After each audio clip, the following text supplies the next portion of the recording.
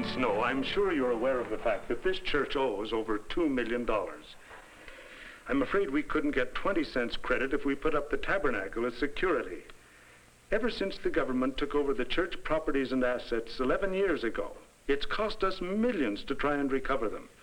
And still we haven't succeeded. Now, I don't want to appear to be an alarmist, President Snow, but with this indebtedness, the church is truly in bondage. Now, for instance, these notes are due and payable. Some are past due. And the end is not in sight. That's true, Brother Gage. The end is not in sight. Brethren, no one realizes the financial distress we are in more than I. But at present I'm at a loss as to what to do. Financially, the church is in a bottomless pit. In the very depths of poverty.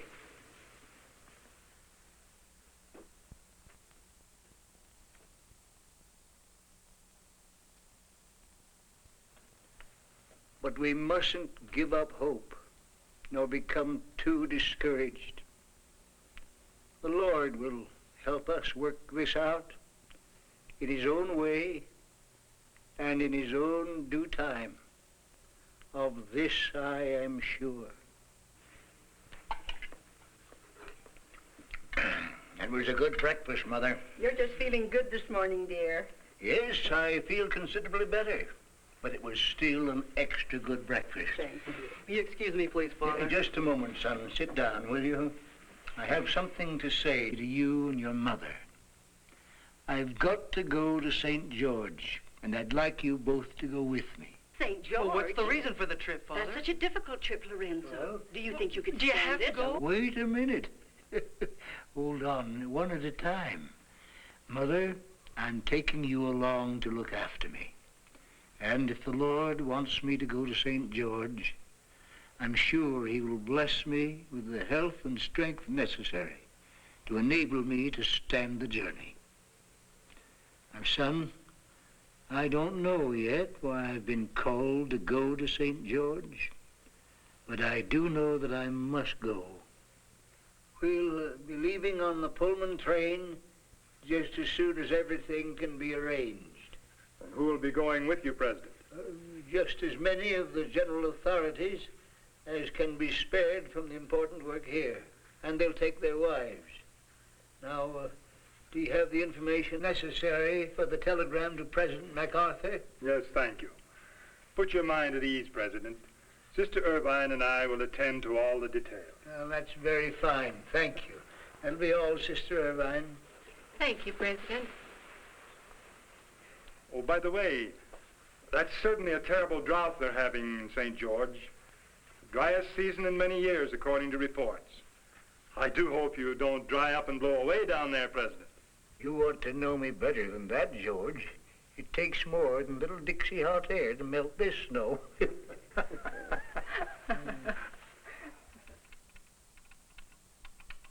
Our ultimate destination will be St. George, and our purpose will be to hold a special conference.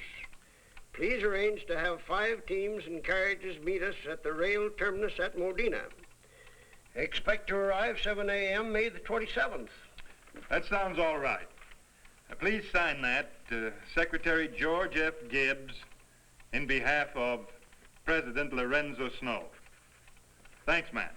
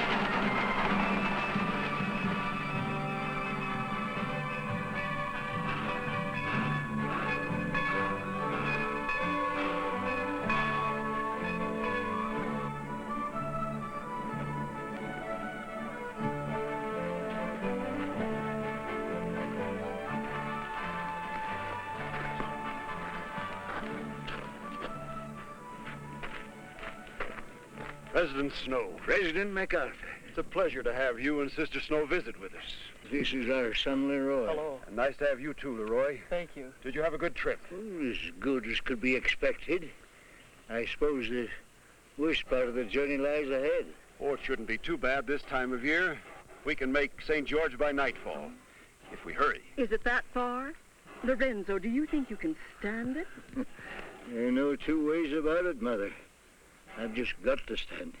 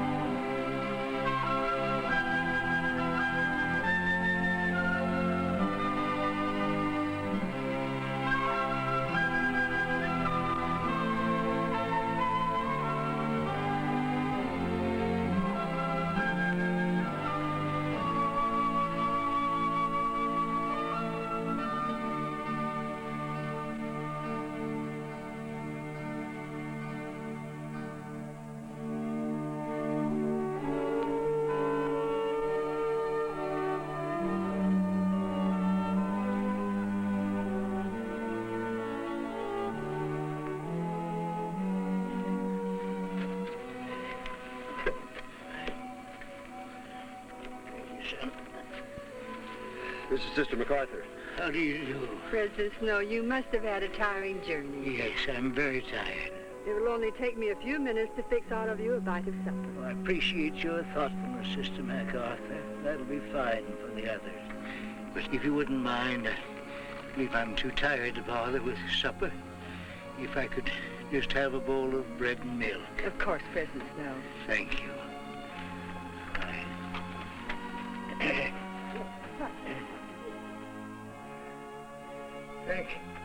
Thank you, son. I feel awfully thirsty. I'll get you a glass of water. Oh. Lorenzo, I was afraid this journey would be too hard on you. The trip was hard enough, all right, Mother. But that isn't what's bothering me.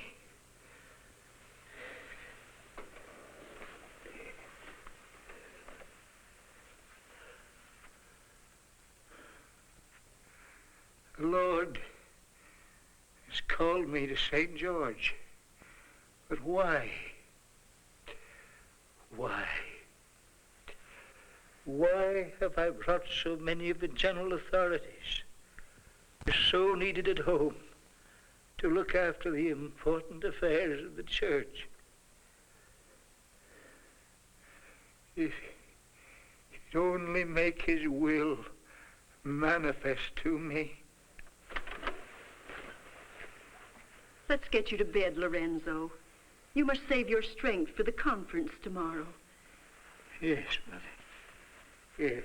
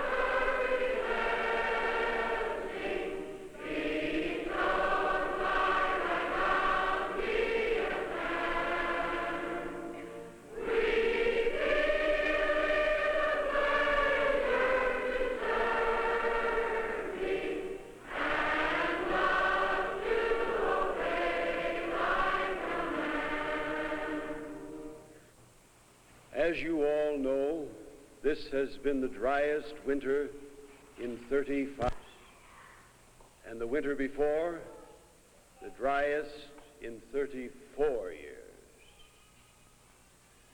The Pine Valley Mountain, usually covered with snow, is comparatively barren. Conditions have been very discouraging to the saints in this area, President. Most of us were sent here by President Brigham Young, and we have done our best. We don't want to leave all of this, President, and we haven't given up hope. Not yet. But with the lucerne and grain drying up, and this terrible drought, it's going to take a power greater than our own to save us. It is now my great honor to present our prophet, President Lorenzo Snow.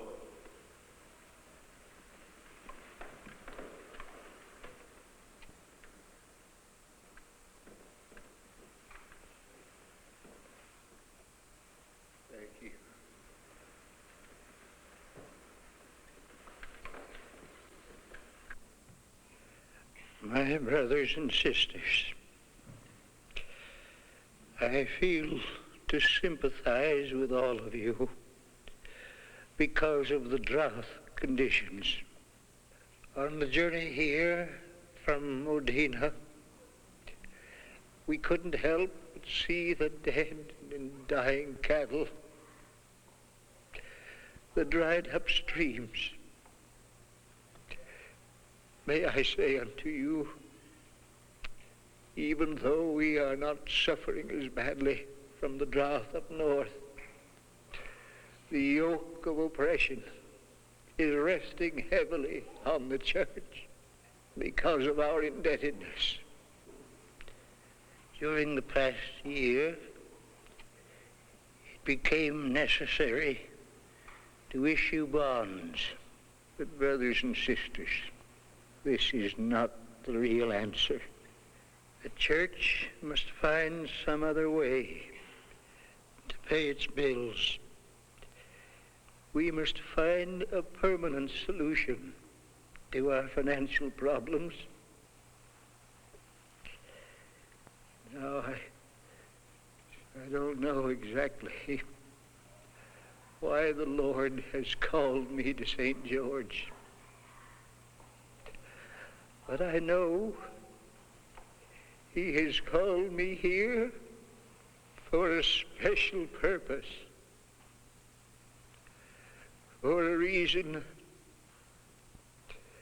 which I feel He will bless us if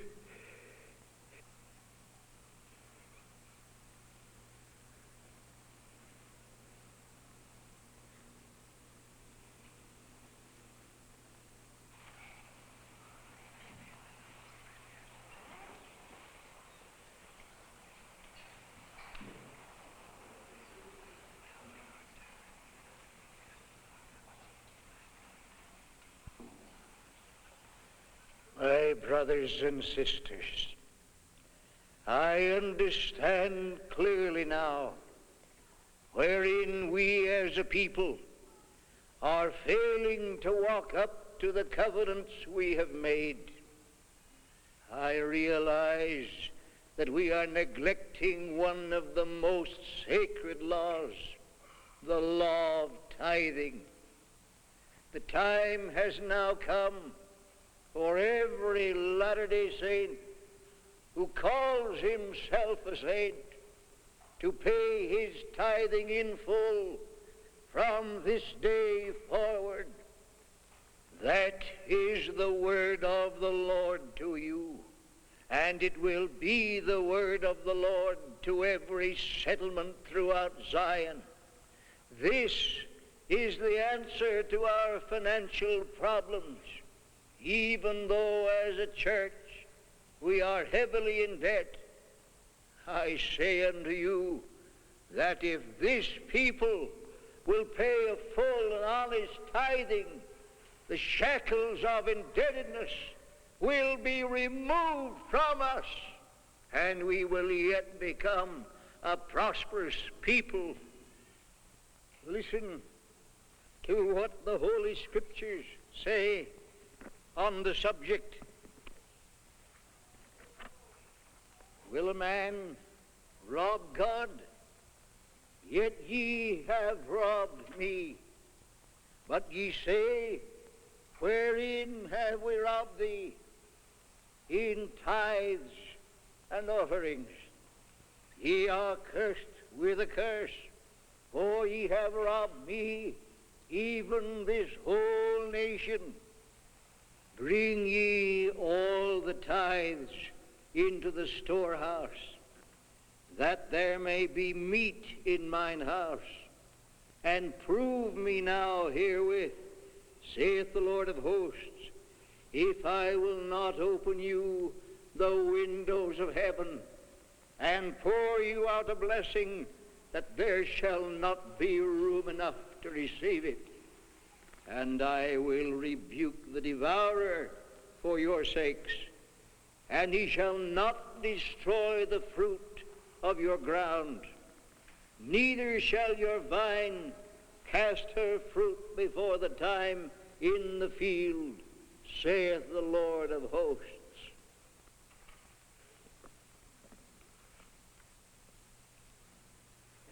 I also feel to give you a promise pertaining to your parched lands. If you people here will observe this law fully and honestly from now on, you may go ahead and plow your land, plant your seed, and I promise you in the name of the Lord that in due time clouds will gather, the latter rains from heaven will descend, your lands will be watered, the rivers and ditches will be filled, and you will yet reap a harvest this very season. I think we'd better call a special meeting of the brethren tonight to discuss some of these matters before we leave for home. Are we driving directly back to Salt Lake, President? No, brethren. We're going to stop at each town on the way home and preach tithing. And after I get home, I'm going to preach tithing. At what time is the meeting called for tonight? Let us say 7 o'clock. I will meet you then at 7 o'clock. Right. Will you excuse me now, brethren? Sure.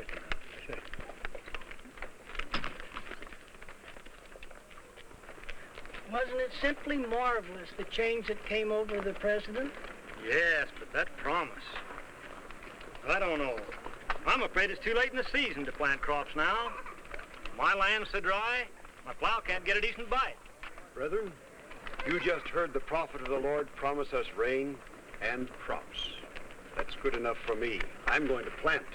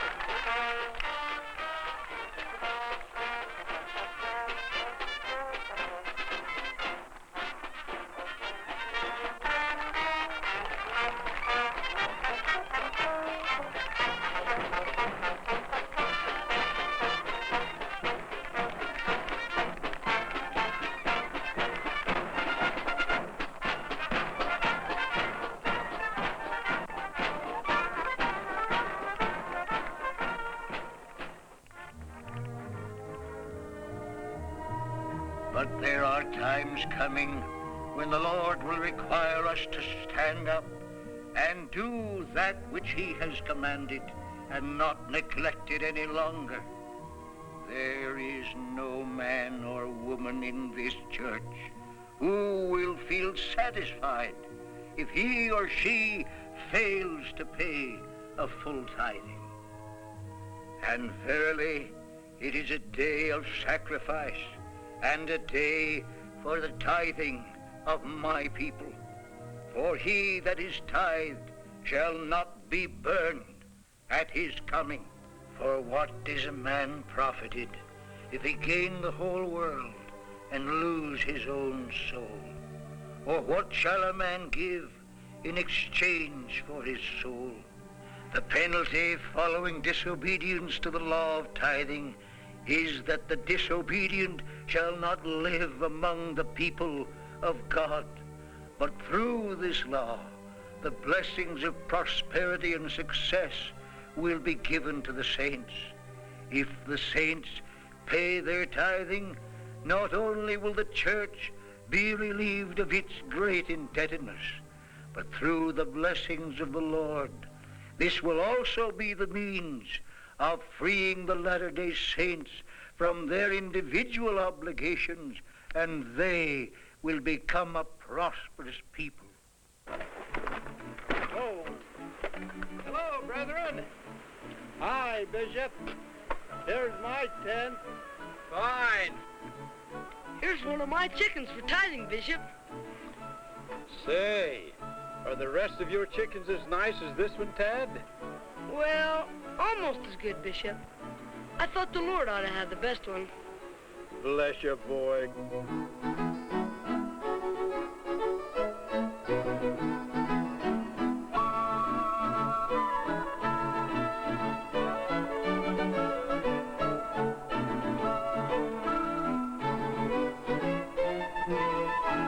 Wonderful, just wonderful, Brother Gibbs.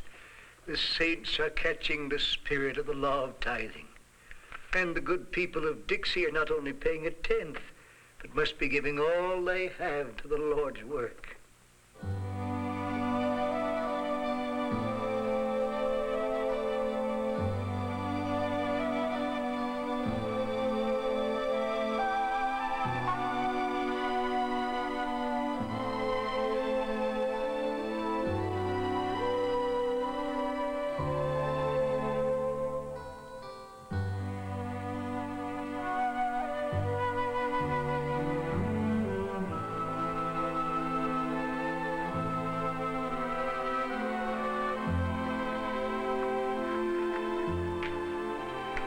Here's a telegram, President. Oh, that's the one I've been looking for, Brother Gibbs. You open it, will you, please?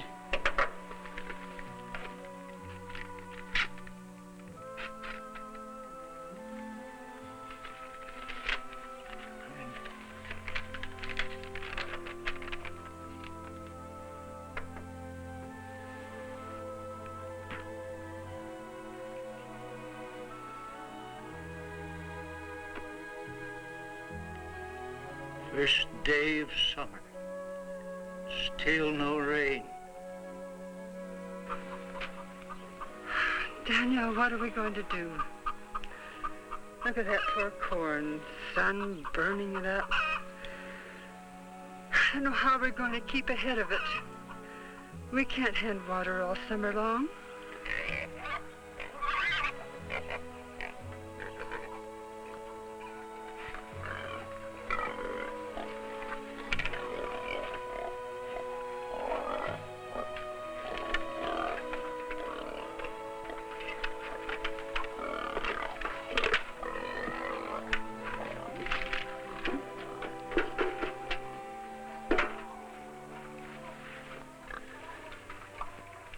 I just don't understand it, Mother.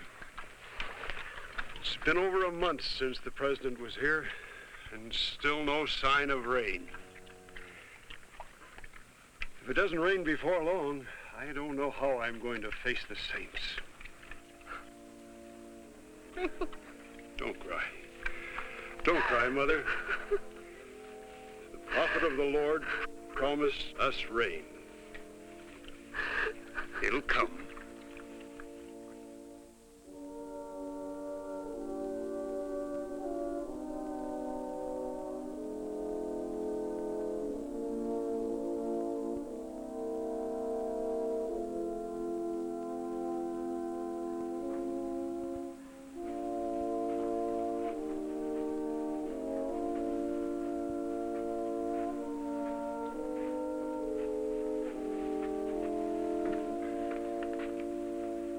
supper's nearly ready, Lorenzo.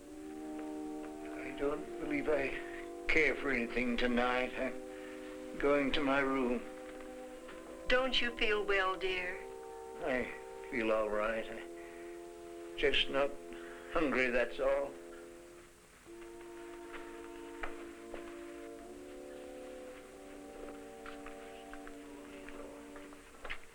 Strengthen my faith and give courage to my anxious soul.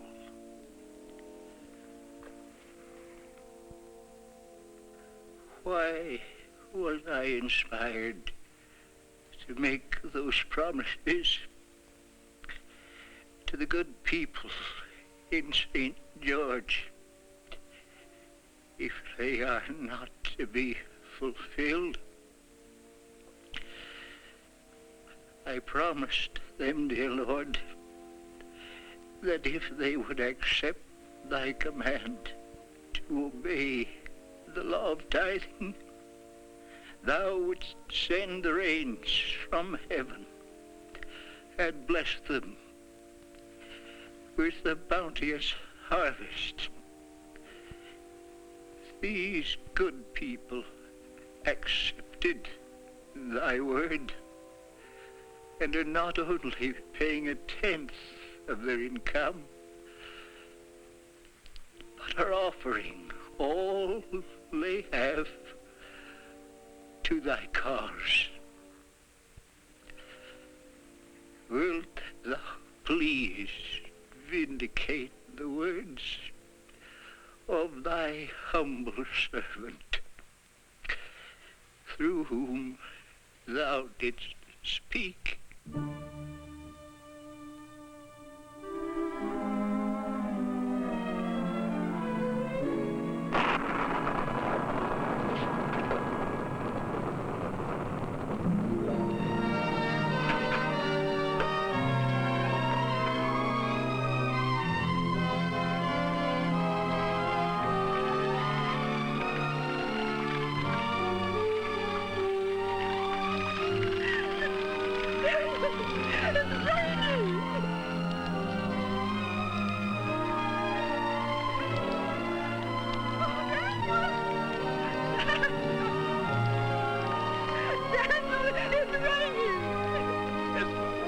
I do believe it is.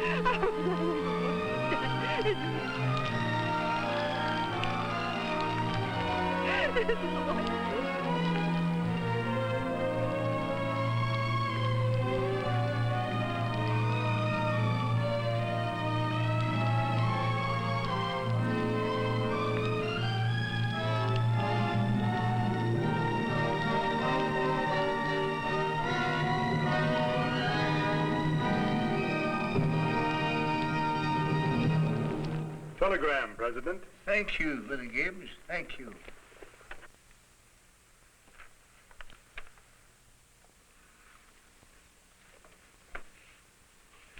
Thank the Lord. Oh, thank the Lord. It's rain, Sister Irvine. Rain. They have rain in St. George.